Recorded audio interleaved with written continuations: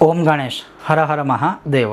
માનીએ કે આપણા ઘરે નવચંડી યજ્ઞ છે, માનીએ આપણા ઘરે લઘુરુદ્ર યજ્ઞ છે, માનીએ આપણા ઘરે શતચંડી યજ્ઞ છે, માનીએ આપણા ઘરે ગણેશ યજ્ઞ છે, માનીએ આપણા ઘરે વિષ્ણુ યજ્ઞ છે અથવા સૂર્ય યજ્ઞ છે, પણ એ જે બધા યજ્ઞ આપણે કરી રહ્યા છે એની અંદર ઘણીવાર આપણને એવું હોય છે કે એ યજ્ઞની અંદર આપણે જેટલી હવનની સામગ્રી જે આખા દુકાનમાંથી મળે બધી જ લઈ આવીને હોમી દઈએ, શું એ ચાલે?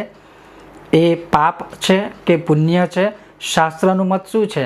આપણે જ્યારે કોઈ યજ્ઞ કરીએ છીએ તો એ યજ્ઞમાં તલ કેટલા હોવા જોઈએ, જવ કેટલા હોવા જોઈએ, ઘી કેટલું હોવું જોઈએ, શર્કરા કેટલી હોવી જોઈએ, અને જે કંઈ આને હવનીય સામગ્રી કહેવાય છે એનું પ્રમાણ, એનું માપ જે છે એ કેટલું હોવું જોઈએ। કારણ કે એનાથી વિપરીત જો કોઈ સામગ્રી વધારે હોય ને કોઈ સામગ્રી ઓછી હોય તો એ યજ્ઞનું તો ફળ નથી મળતું, ઉપરથી એ યજ્ઞના કારણે જે યજ્ઞ કરાવે છે ને જે યજ્ઞ કરે છે બંનેને નુકસાન થાય છે। એ શું છે એના વિશે આપણે આજે સત્સંગ કરવાના છે અને હું ભાર દઈને કહું છું કે તમને આ સત્સંગ પસંદ આવે તો લાઈક કરજો, વધુમાં વધુ શેર કરજો અને ચેનલ પર નવા છો તો સબસ્ક્રાઈબ કરીને ઘંટીનું ચિહ્ન દબાવજો। ચાલો સત્સંગ શરૂ કરીએ।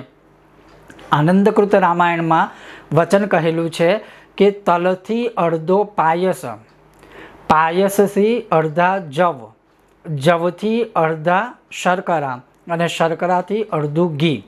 સંસ્કૃતમાં શ્લોક છે, મેં તમને ગુજરાતીમાં કીધું। હવે હું તમને ઉદાહરણ સાથે સમજાવું કે આપણે ત્યાં કોઈ યજ્ઞ છે, એ યજ્ઞમાં જે સફેદ અથવા કાળા તલ છે, કાળા તલ લગભગ એક લક્ષ્મી યજ્ઞ અને શિવજીના યજ્ઞમાં વધુ વપરાય, બાકી લગભગ સફેદ તલ વધારે વપરાય।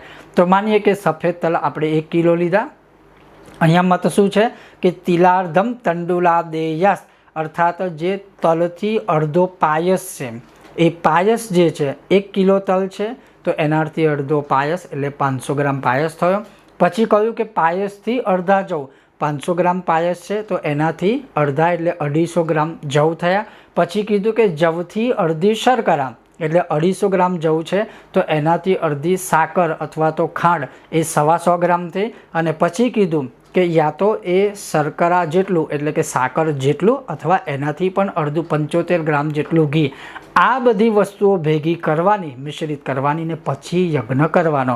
હવે આમાંથી કોઈ પણ વસ્તુ વધારે ઓછી હોય તો શું થાય એ પણ હું આગળ કહીશ। આ થયો પહેલો આનંદકૃત રામાયણનો મત।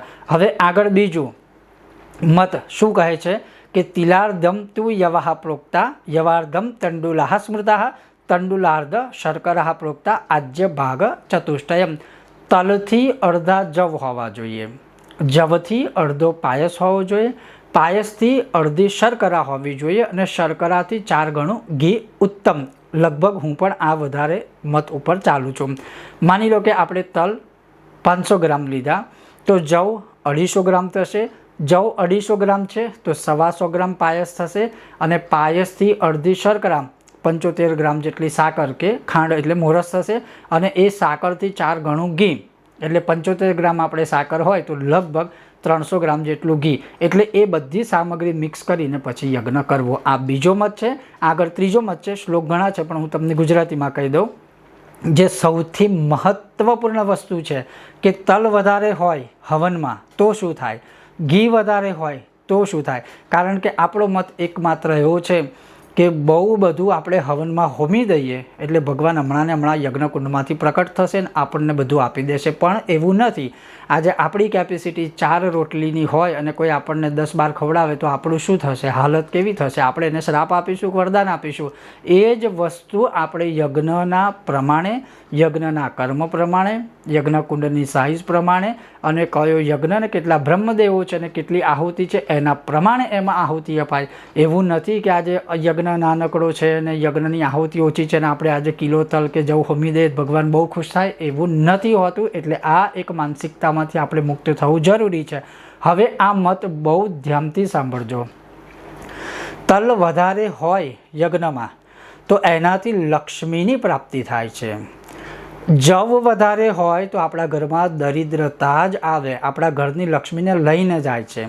એટલે તમને જે આ માપ કીધું ને કે તલથી અડધા જવ, એનું કારણ જ એ છે કે એ તલ વધારે હોય તો લક્ષ્મી મળશે, પણ જો તલ ઓછા ને જવ વધી ગયા તો ઘરમાં દરિદ્રતા સિવાય કશું રહેશે નહીં, જે હશે લક્ષ્મી એ પણ જતી રહેશે। પછી કીધું કે ઘી વધારે હશે તો આપણને મુક્તિને મોક્ષ પદની પ્રાપ્તિ થશે, અને શર્કરા વધારે હોય તો બધી સિદ્ધિઓ સર્વસિદ્ધિઓની પ્રાપ્તિ થશે.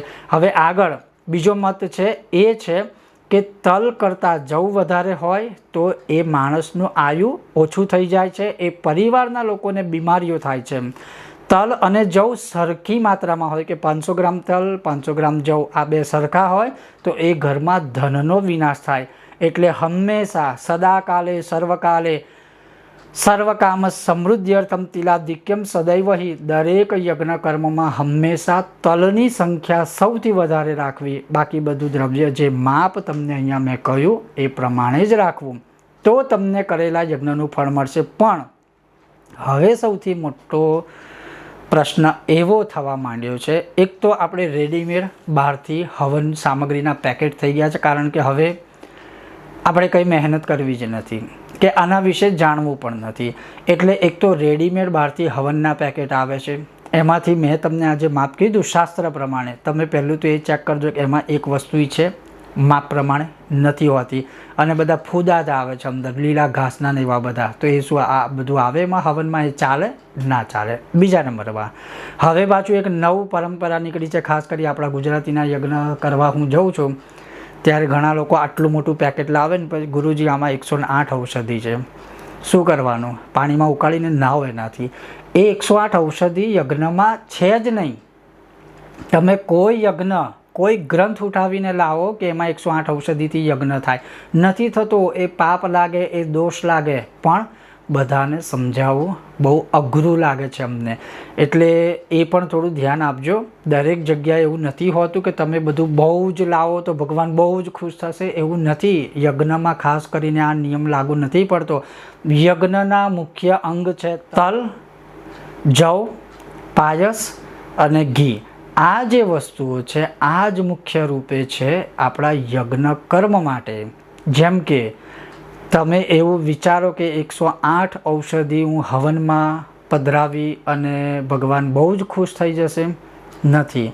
એટલે મારું ખાલી કહેવાનો અર્થ એટલો છે કે આપણે દરેક વસ્તુમાં બીજું બધું કેટલું નાનું નાનું ધ્યાન આપીએ, તો જ્યારે આપણા ઘરમાં યજ્ઞ હોય, ભગવાન પધારવાના હોય, તો આપણે પોતે આમાં થોડો વધારે રસ લઈ અને થોડું ધ્યાન આપવું જોઈએ શાસ્ત્ર પ્રમાણે, જેથી કરીને આપણે આપણા કરેલા યજ્ઞનું ફળ પ્રાપ્ત થાય.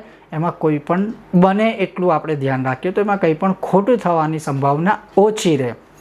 એટલે આ શાસ્ત્ર મત પ્રમાણે યજ્ઞની સામગ્રીમાં આટલું જ આવે. એટલે એવું જો આપણા મનમાં હોય કે 108 ઔષધિનું પેકેટ છે ને આજે લાવીને યજ્ઞ કરી દઈએ, તો એ વાત તદ્દન ખોટી છે. એ 108 ઔષધિ જ્યારે નવા મંદિર કે મૂર્તિની પ્રાણ પ્રતિષ્ઠા થાય ને ત્યારે માટીની કુલડીઓમાં અમે અભિષેક કરાવીને સ્નપન વિધિ કરાવીએ. પણ હવે બધાને સમજાવવું શક્ય નથી, એટલે કદાચ મને એમ થયું કે હું આ વિડીયોના માધ્યમથી કદાચ આપ સૌને બતાવું કે જણાવું, તો એ સૌના માટે જ છે. બાકી તમે ઔષધિ 108 વાપરો કે 216 વાપરશો એનાથી કોઈ બ્રાહ્મણને કે અમારા જેવાને ફરક નહીં પડે. પણ હા, જે અમારા જેવા આ જાણે છે એને 100% દુઃખ થશે કે આ ખોટું થઈ રહ્યું છે. એટલે તમને ખાલી એટલું કહેવાનો અર્થ છે કે આ તલ, જવ, ઘી, શર્કરા અને પાયસ આ 5 વસ્તુનો જ પ્રયોગ કરી બને ત્યાં સુધી યજ્ઞ કરવો જોઈએ. આ શાસ્ત્રનો મત છે. ઓમ ગણેશ, હર હર મહાદેવ, જય સિયારામ.